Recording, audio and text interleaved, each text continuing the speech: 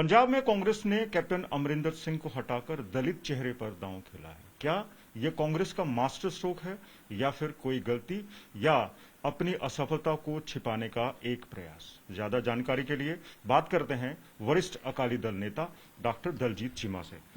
Doctor Cheema, आप कांग्रेस के इस कदम को किस नजरिए से देखते हैं? क्योंकि अचानक कैप्टन अमरिंदर सिंह को हटा देना और फिर एक दलित को मुख्यमंत्री की कुर्सी पर बिठाना। देखिए, सबसे पहले तो मैं चन्नी साहब को मुबारकबाद देता हूँ, क्योंकि हमारे रोहतक डिस्ट्रिक्ट से उनका संबंध है, मेरे पड़ोस की कॉन्स्टिट्यूंसी है और वो सीएम बने हैं, उसके लिए उनको मुबारकबाद देता हूँ। कांग्रेस ने जो फैसला लिया है उसके पीछे जो कांग्रेस का क्लेश इतने दिनों से चल रहा कि कैप्टन अमरिंदर सिंह को निकाला जाए, और जो हाईकमांड को चिंता थी कि जितनी एंटी इनकम्बेंसी हो गई है उससे हाईकमांड को बचाया जाए, सोनिया गांधी को बचाया जाए, राहुल गांधी को बचाया जाए, क्योंकि ये जो प्रॉमिस किए गए थे पंजाब की जनता के साथ, ये तो कांग्रेस पार्टी के थे। तो उनको हटाने के बाद जो फिर अंदरूनी लड़ाई चली कि कोई किसी को बर्दाश्त करने के तैयार नहीं है, तो उसमें अच्छा हुआ चन्नी साहब का नंबर लग गया, इस बात की मुझे खुशी है। लेकिन अब फायदा तो तब है ना कि जब चन्नी साहब को आगे जो है चीफ मिनिस्टर का चेहरा आगे की इलेक्शन का भी घोषित करें, नहीं तो फिर यही लगेगा कि आप उनको यूज कर रहे हैं। अगर तो कांग्रेस आज ये डिक्लेयर करती है कि आगे जो इलेक्शन होगी 2022 की, वो चन्नी साहब की अध्यक्षता में लड़ी जाएगी, यही चेहरा होगा आगे भी, तो फिर तो पता चलेगा कि कितना को उनको इज्जत दी गई है, कितनी को इज्जत दी गई। नहीं तो वरना तो सारी राजनीति पंजाब की जनता समझती। लेकिन हरीश रावत और सुखजिंदर रंधावा तो कह रहे हैं कि अगले चुनाव नवजोत सिद्धू की सरपरस्ती में लड़ जाएंगे। तो फिर यही मैं कह रहा हूं ना, फिर ये सारा ब्लेम जो है वो चन्नी साहब के ऊपर डालना चाहते हो, फेलर का कारण चन्नी साहब को बनाना चाहते हो, तो ये फिर आपका दलित प्रेम तो सामने आ रहा। अगर दिल से बात है तो मैं तो कहता हूँ अच्छी बात है, फिर डिक्लेयर करें ना उनको भी आगे यही जो है कैंडिडेट रहे। अगर नहीं करते तो फिर बेईमानी है। तो आपको लगता है कांग्रेस का ये फैसला एक फेस सेविंग एक्सरसाइज था, और क्योंकि चुनाव नजदीक है और दलित का 32% शेयर है वोट्स में, उस नजरिए से लिया गया? देखिए, ये 6 महीने से कांग्रेस का अंदरूनी ये क्लेश चल रहा। जब एमएलए लोगों में जाने शुरू हुए तो उनको पता चला कि कांग्रेस कहाँ खड़ी। तो कांग्रेस हाईकमांड ने जब उनको बुलाया, जब आपस में इनका क्लेश हुआ, तो पहले अध्यक्ष का चेहरा बदलकर कोशिश की गई कि सेटिस्फाई हो जाए बात, लेकिन नीचे फिर कोई फर्क नहीं पड़ा, जनता बहुत दुखी है।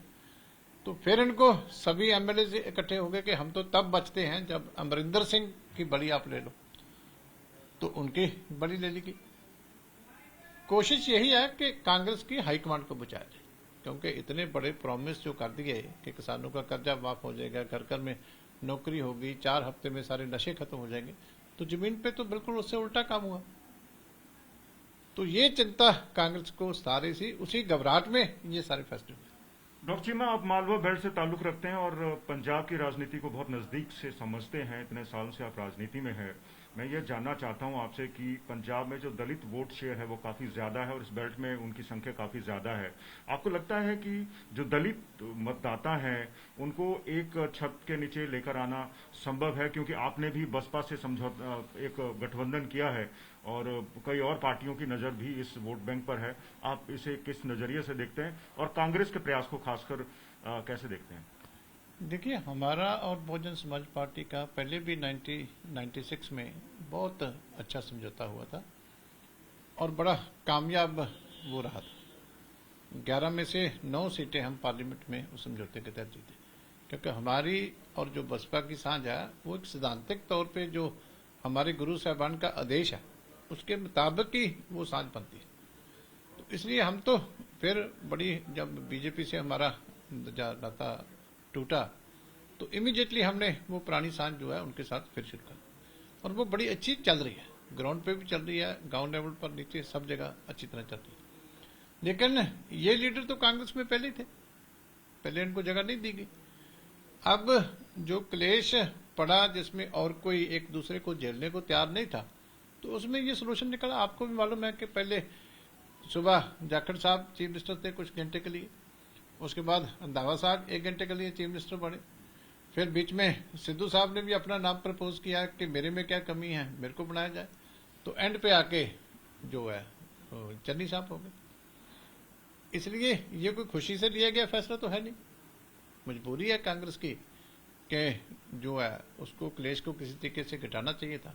लेकिन अब मैं चाहता हूं कि उनको बनाया गया तो उनको आगे भी इनको प्रोटेक्ट करना चाहिए। तो आपको लगता है कि जो प्रयास कांग्रेस ने किया है उसे पंजाब के भीतर जो खेमेबाजी है, धड़ेबाजी है, वो खत्म हो पाएगी?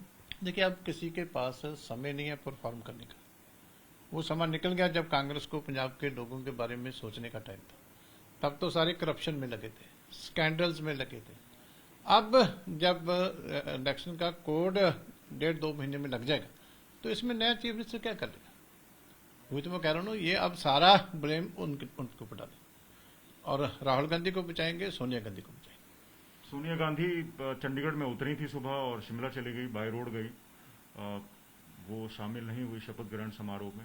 और दूसरा सवाल मेरा ये कि कांग्रेस सरकार के जो बचे हुए कार्यकाल के कुछ महीने हैं उसमें क्या चैलेंजेस हैं? आप कौन सी ऐसी कमजोरियां जिनको लेकर मतदाताओं का दरवाजा खटखटाएंगे? देखो, पहली बात तो यह है कि अगर सोनिया गांधी नहीं आई तो ये तो रीजन वो बता सकती हैं कि इसी से लगता है कि फैसला खुशी से नहीं हुआ।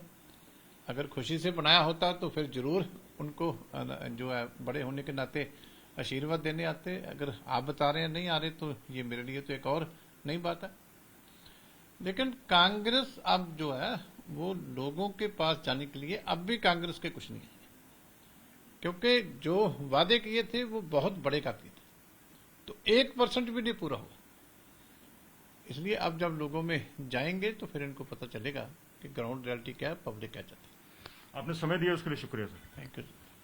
ये थे डॉक्टर दलजीत चीमा, जिन्होंने एक बहुत बड़ा सवाल कांग्रेस के सामने खड़ा किया। वो सवाल है, क्या आप एक दलित नेता को, चरणजीत सिंह चन्नी को, सिर्फ मतदाताओं के लिए, मत के लिए इस्तेमाल करना चाहते हैं?